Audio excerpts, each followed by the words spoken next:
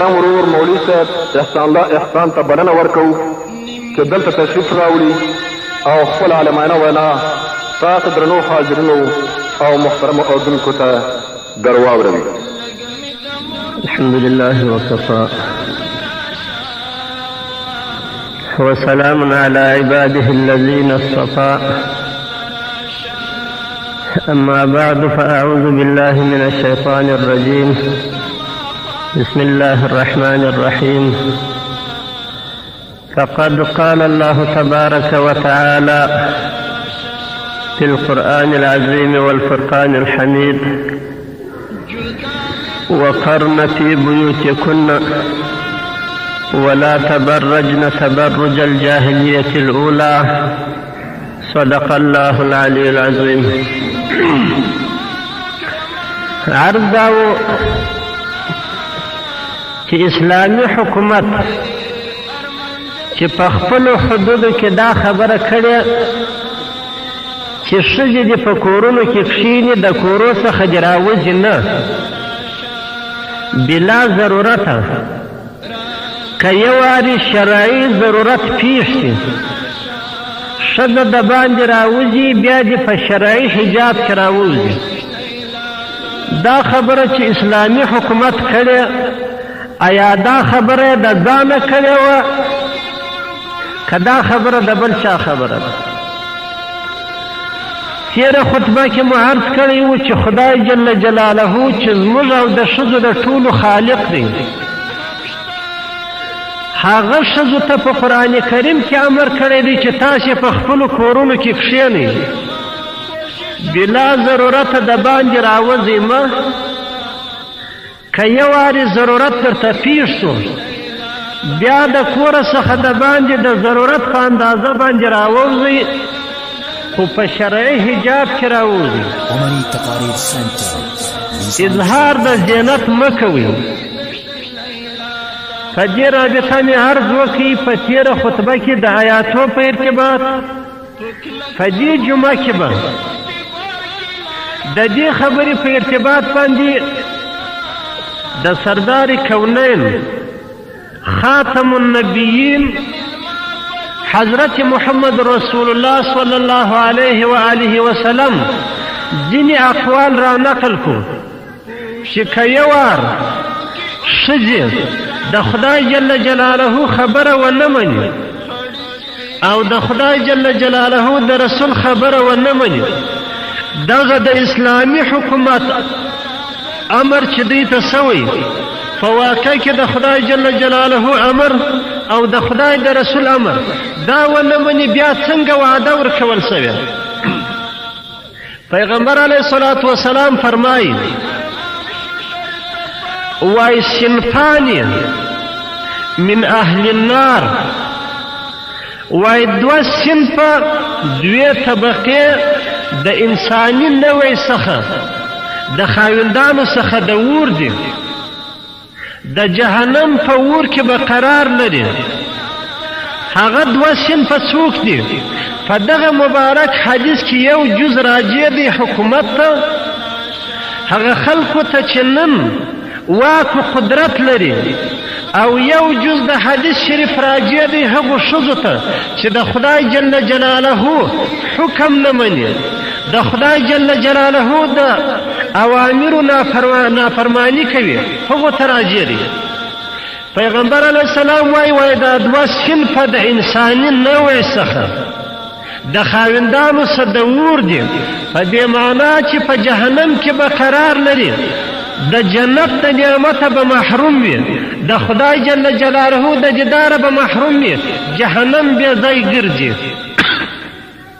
هغه کم کسان دي؟ هغه کم دوه صنفه دي؟ پیغمبر علیه الصلاة والسلام فرمایي چې لم یره، وای لم اره یا لم اره تر اوسه پورې ما لیدلي نه دي. دا دوه صنفه تر اوسه پورې وای ما لیدلي نه دي، او د دې څخه وروسته به وجود پیدا کړي، بیا به وروسته راځي چې د پیغمبر علیه الصلاة والسلام پر حقانیت باندې دغه حدیث عیني هم دال دی. هغه څوک دي؟ هغه وای قوم، یو قوم دی، معهم سیاتن چې د دوی سره غمچینې وي، دا غمچینې خو پېژنئ چې خلک کول کېږي، وایي د دوی سره غمچینې وي که اذناب البقر، لکه د غویو لکۍ، دا چې ورته کیبل وایي یا دا چې ورته خردوم وایي، یا غمچینې داسې پنډې وي لکه د غویو لکۍ. یضربون یا یضربون بها الناس، په دغه غمچینو باندې خلک وایي. دغه خلک چې د هغوی سره داسې شلاخې و غمچینې وي لکه د غویو لکۍ، یا په یوه تعبیر کیبل، یا په یوه تعبیر باندې خردوم، داسې بل شی په دې چې خلک وایي دا د اهل د نار پیغمبر علیه الصلاة والسلام بللی دی چې دا به په اور کې وي. دا خبره چا ته راجع ده؟ دا خبره ما ته راجع ده. دا خبره چا ته راجع ده؟ دا د حکومت زمامدارانو ته راجع ده. دا د حوزو مشرانو ته راجع ده. دا د حکومت واکدارانو ته راجع ده. ګورئ، دا د خدای جل جلاله د رسول قول دی، په دې کې هیڅ شک نشته. دوهم صنف څوک دی؟ دوهم صنف پیغمبر علیه الصلاة والسلام فرمایي ونساء کاسیات عاریات. دوهم صنف وایي ښځې دي، هغه ښځې کاسیات چې پټې وي، عاریات لڅې وي. څنګه ارزي؟ هغه ښځې د اهل د نار و د اور دي چې پټې وي او لڅې وي. څه معنی؟ ظاهره خې جامې اغوستې وي، خو جامې داسې جامې وي چې نرۍ و باریکې جامې وي، بدن یې ځینې ښکارېږي، لکه زموږ ستاسې په عصر کې خو مو لیدلي دي. او یا دا معنی چې کاسیات پټې وي، عاریات لچې وي، په دې معنی چې یوه حصه د بدن خې پټه وي، بله حصه د بدن یې ښکاره وي. لکه چې موږ تاسې لیدلي دي بعضې زموږ ستاسې خوندې چې هغوی د پردیو د تبلیغاتو تر تاثیر لاندې راغلي وي، او یا خو د ماحولو د تقاضا وه چې پایجامه بیا بیخي غورځولې وه، لیدلي به مو وي، او سینې بې لڅې وې، سرونه بې لڅ وه. کاسیات پټې به وي، عاریات لچې به وي. دا معنی چې بعضې اجزا د بدن بې پټ وي او بعضې اجزا د بدن بې لڅ وي. یا په دې معنی هم تعبیر کوي چې کاسیات پټې به وي په نعمتو کې د خدای جل جلاله، عاریات لچې به وي د خدای جل جلاله د نعمتو د شکر څخه به لچې وي، شکر به نه ادا کوي. اسلامی حکومت امن ورته راوستی، یو نعمت دی، د هغوی زندگی یې محفوظه کړه. شپه و ورځ د بدخشان و د هرات و د کندهار څخه طالبان راغله، د دې د حفاظت لپاره د کوره سره پیرداران شول،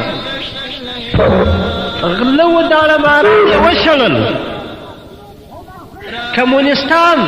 هغه کمونستان چې د 1.5 میلیون شهیدانو په وینو یې لاسونه سره وه، پر چوک باندې ورته اعدام کړه. دا یو بنیادي لوی نعمت دی. د مال حفاظت یې وروکړي، د هغوی د ورونو حفاظت یې وروکړي، د هغوی د پلرو د خاوندانو حفاظت یې وروکړي. دا نعمتونه دي، په نعمتو کې پټې سوې. اما عاریات من شکر الله، د خدای جل جلاله د شکر څخه لڅې وي، شکر نه ادا کوي. اگر چې داسې ښځې خو به وس نه وي، فرضاً کوي، نو به دې ورته بیا عاریات ویل کېږي. ممیلات مائلات، او هغه ښځې دي چې د خلکو زړونه ځان ته مایلوي، شنګار پرده خو یې غورځولې وي، شونډې خې سرې کړې وي، سترګې یې تورې کړې وي، عطر یې لګولی وي، د خلکو زړونه ځان ته مایلوي، ځان خلکو ته ښکاره کوي په ښه سنګار و نګار باندې.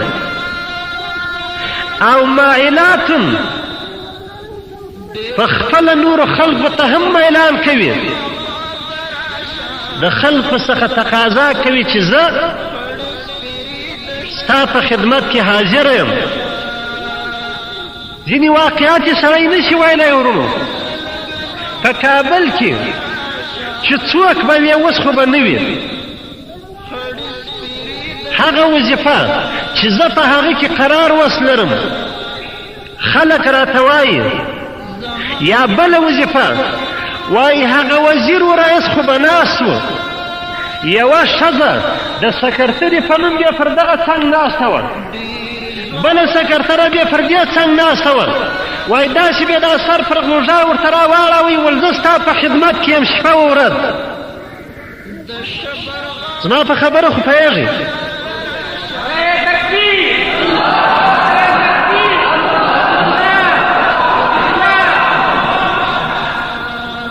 ورونو د دغو خوندو ذاتي تقاضا یا ایمانی تقاضا دا نه وه چې د یو پردي سړي پر اوږه باندې سر ورکښېږدي یا غاړه ورکښېږدي چې زه ستا په خدمت کې شپه و ورځ. خو دلته داسې واکداران تېر سوي وه چې د شرقیانو و غربیانو په قومنده باندې دغه زمینه مساعده کړې وه چې زموږ د ملت پاکې خوندې و مندې دغه ته اماده کړي و، حاضرې کړي وې بعضې بعضې، اگر چې دا به ډېرې نادرې وې ډېرې به کمې وې. ممیلاتون هغه ښځې دي چې د خلکو زړونه ځان ته مایلوي، مائلاتون هغه ښځې دي چې په خپله و خلکو ته میلان کوي. رؤوسهن کاسنمة البخت المائله، وای سرونه یې داسې جوړ کړي وي لکه د اوښانو بوکونه. د اوښ بوک خو پېژنئ، هغه بختي اوښ ورته وایي، یو قسم ببر ببر بوکونه یې وي، سرونه یې داسې جوړ کړي لکه چې پرون لیدل کېدل، نن خو لله الحمد شی نه لیدل کېږي. الحمدلله خدای جل جلاله لره دې حمد وي چې خدای زموږ پر خوندو و مندو باندې رحم وکړي او دغه اسلامي حکومت یې ورته راوستی چې د امیرة ماموره د دوی پیرداران دي، او خدای جل جلاله پر دغو خوندو و مندو رحم وکړي چې امیر المؤمنین یې د دغه ملت او د دغو خوندو دپاره امیر وټاکي. رؤوسهن کاسنمة البخت، د دغو خلکو یا د دغو ښځو حکم څه دی؟ دا دوه صنفه. پیغمبر علیه الصلاة والسلام فرمایي وای لا یدخلن الجنة ولا یجدن ریحها،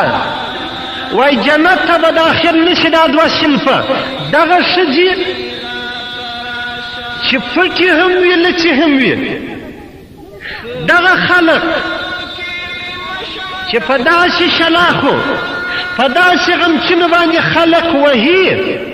چې هغه لکه د غویو لکۍ داسې وي، هغه ښځې چې د خلکو زړونه ځان ته مایلوي یا په خپله خلکو ته میلان کوي یا یې سرونه هغه قسم جوړ کړي وي لکه چې عرض مې درته وکړي، دا به جنت ته داخلي نه شي او د جنت بوی به هم پیدا نه کړي، د جنت بوی بیا هم تر سږمو نه شي. داسې فکر کېږي چې د جنت بوی به تر ډېره حده نه ځي، دوی به جنت په یو کونج کې وي یا به ورته نږدې وي. پیغمبر علیه الصلاة والسلام فرمایي وان ریحها لتوجد من مسیرة کذا و کذا. حاصل دا دی وای حال دا دی چې د جنت بوی به په ډېره زیاته فاصله کې حس کېدای شي، یعنې تر ډېرې لرې فاصلې پورې به د جنت بوی رسېدای شي، خو د دغو ښځو په نصیب به د جنت بوی هم نشي. عرض دا دی دغه خبره چې نن اسلامي حکومت خپلو خوندو و مندو ته کړې ده، آیا دا د ظلم په بنا یا د ترحم په بنا؟ یوه خو دنیا یو آخرت. لکه څنګه چې د انسان دنیوي زندگی په نظر کې نیول کیږي، په دې خبره کې خو هیڅوک اختلاف نه لري چې د انسانانو څخه د نر و ښځې دنیوي زندگی دی تأمین وي، رزق تې ښه وي، په امن کې دې وي، په عیش و عشرت کې دې وي. په دې کې هیڅوک اختلاف نه لري چې دا خبره باید د نظره ونه غورځول شي. اما د آخرت زندگی د انسانانو د جامعه د نارینه و د ښځو باید د نظره وغورځول شي که ونه غورځول شي. موږ وایو د دنیا زندگی د انسان دپاره د یوه کاله څخه یا د یوې ورځې څخه تر 100 کلو پورې اوس خو تقریبا زیاته نه ده، او یا به یو 100 کلو ته اوس یو سړی رسېږي په مجلس کې خلک ناستي وایي پلانکی سړی په پلانکي ځای کې د یو 100 کلو دی. زیاته زندگی خو خلکو ته اکثرا نشته. د آخرت زندگی د نارینه و ښځې دپاره هغه زندگی ده چې پای نه لري. پر دې خو عقیده لرو، خو د افغانستان خلک یو، مسلمانان خلک یو، او د خدای جل جلاله حضور ته هم وړاندې کیږو. هلته جنت و دوزخ هم لرو په مخ کې، او خدای جل جلاله د دې خبرې وعده هم کړې چې که مو زما اوامر پر ځای کړه، د اسلامي حکومت اسلامي فرمانونه مو پر ځان ومنل، جنت فردوس به در نصیبوم او خپل دیدار ته به مو راولم. د نعمتونو به دومره کثرت در باندې کوم چې تاسې به په خپله په حیرت کې یاست. او خدای جل جلاله فرمایي چې که مو زما د اوامرو نافرماني وکړه، په منهیاتو کې واقع سواست، بیا به مو د جنت د نعمتو څخه محروموم، بیا به مو په جهنم کې ځای درته ټاکم، د جنت بوی به مو بیا تر سږمو نشي په اصطلاح. دا د خدای وعده ده. موږ لکه څنګه چې ټولو طالبانو هغه خپله معشوقه فرق کړه، پرېښوه، سبق، تعلم و تعلیم، مدارس یې پرېښویه، قرآن کریم یې پرېښوی، بخاري شریف یې ترک کړه، ترمیزي و جلالین و بیضاوي یې ترک کړه، مسلم یې ترک کړي. د څه دپاره؟ د دې دپاره چې خپله وینه پر مځکه توکي، د خپلو خوندو څخه دفاع وکړي، د خپلو خوندو د آخرت هغه لویه مسله هم په نظر کې ونیسي، هم د خپلو ورونو د شرعي نظام اعلان وکړي او شریعت محمدي نافذ شي، فساد و مفسدین د دغه مځکې څخه ورک کړي. دا یې وکړه، دلته راغله. اوس په خلکو په ښځو پورې اړه لري چې خپل د ځان په ارتباط پر ځان باندې ترحم کوي که نه کوي، د آخرت هغه لویه زندگی په خطر کې اچوي، او که د آخرت د عذابو څخه ځان خلاصوي. چیر چې هر څه سوي خو سوي به وي. خو دلته به بعضې واکداران وه چې څه کېدل د هغه په باب یې ترغیب ورکاوی نارینه و او ښځو ته. خو موږ نن وایو چې ای خوندو، ای ورونو، لکه څنګه چې طالبانو ستاسې د حفاظت دپاره وینه تو کړه، ستاسې د دنیوي حفاظت دپاره،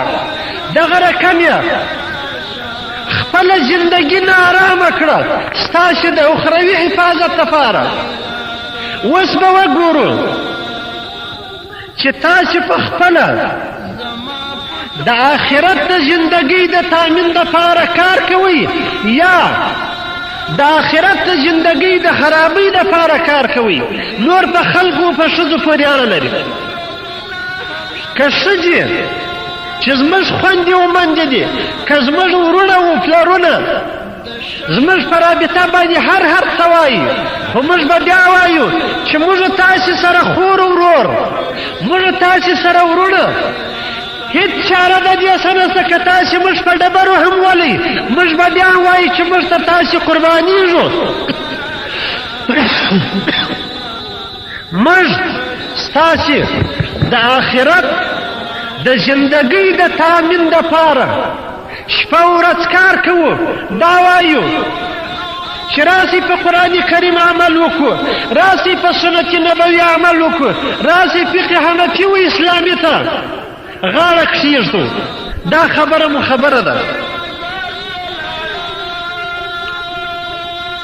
ځینې خلق به دا وایي چې دغه خبره به یوه خبره وي رسول الله صلی الله علیه و سلم به کړې وي دا نازکه و باریکه جامه اغوستل یا چې مخکې نرخي دا به دومره خبره نه وي حضرت اسماء رضی الله تعالی عنها د رسول الله صلی الله علیه و وسلم خوښینه وه د بیبي عایشې رضی الله تعالی عنها خور وه د ابوبکر صدیق رضی الله تعالی عنه لور وه راغله پیغمبر علیه الصلاة والسلام ته کښېنسته وایي جامې څه باریکې وې نو رسول الله صلی الله علیه و وسلم ورته فرمایي چې ای اسماء رضی الله تعالی عنها وایي هر هغه وخت چې یوه ښځه بلوغ ته ورسیږي د حیض شپې راورسیږي بیا وایي هغې ته نه ښایي چې د هغې څخه ولیدل شي د ټوله بدنه څخه یو ځای ښکاره شي یا ولیدل شي بغیر د مخ او د لاس څخه چې اگر چې په اوسني وخت کې د لاس او د مخ په رابطه باندې هم دا خبره قطعي ده چې دا به هم پټ وي خارج الصلات او بل پیغمبر علیه الصلاة والسلام فرمایي څوک یو صحابي د رسول الله څخه نقل کوي وایي لعن رسول الله صلی الله علیه و آله وسلم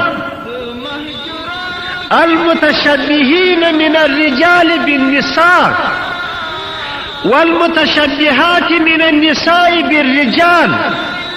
پیغمبر علیه السلام څه فرمایي وایي لعنت یې ویلی دی پر هغه نارینهو چې د ښځو سره مشابهت کوي